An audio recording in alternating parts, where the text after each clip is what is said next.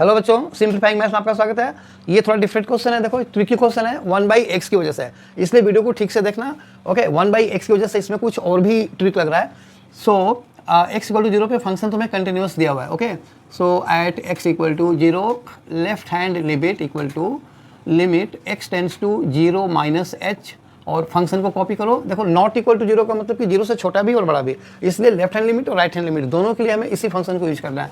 So x into sine of 1/x is equal to limit h tends to 0 minus h into sine of -1/h। ठीक है, अब देखो अब क्या करना है हमें। जो ट्रिगोनोमेट्रिक जो फंक्शंस होते हैं उनकी वैल्यू चाहे लाखों डिग्री क्यों ना हो, जब हम उसको 360 से डिवाइड करेंगे तो एंड में वो 0 और 360 के बीच में एंगल फॉल करेगा। ठीक है ना।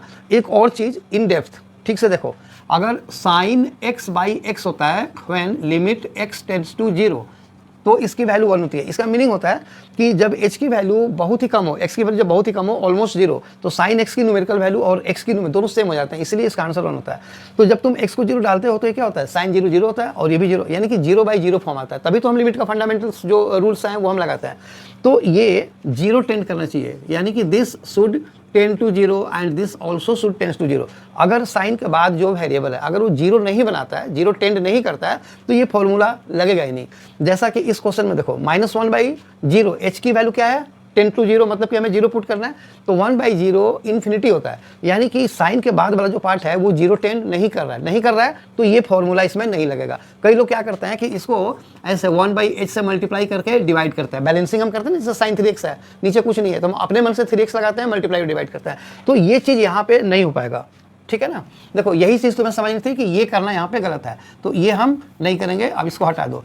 अब पहले तो इसको तुम पॉजिटिव बना दो। चलो limit h tends to 0 h into sine of 1/h। अब चूंकि ये इन्फिनिटी बना रहा है तो हम डिवाइड मल्टीप्लाई नहीं करेंगे, तो ये जो वैल्यूज है ना, चाहे कितना भी डिग्री हो, हमें नहीं पता कितना डिग्री है, 1000 डिग्री 2000 डिग्री कुछ भी हो सकता है, लेकिन जो भी है इसकी जो न्यूमेरिकल वैल्यू है ना वो -1 और 1 के बीच में ही होगा।